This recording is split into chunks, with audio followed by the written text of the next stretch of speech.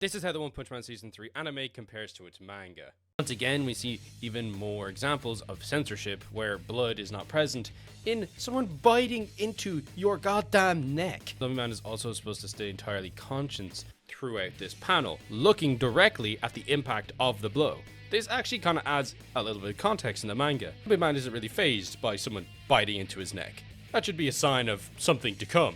However, in the anime, that's very unclear.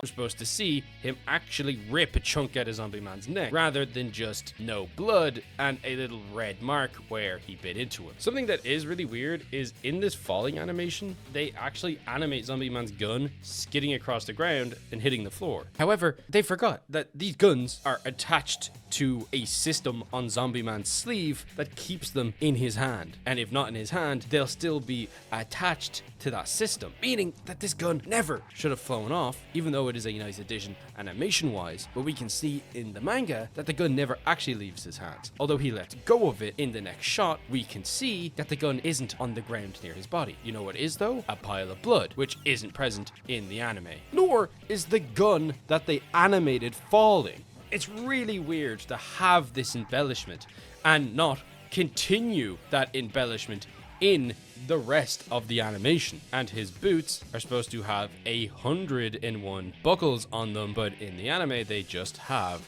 2. Not to mention the small droplet of blood that comes out of his shoulder is supposed to be a absolute fountain of blood pouring into the floor. And as I said earlier, his guns are supposed to be on this rail system, so suddenly Zombieman's gun spawns back into his hand, another inconsistency with the anime.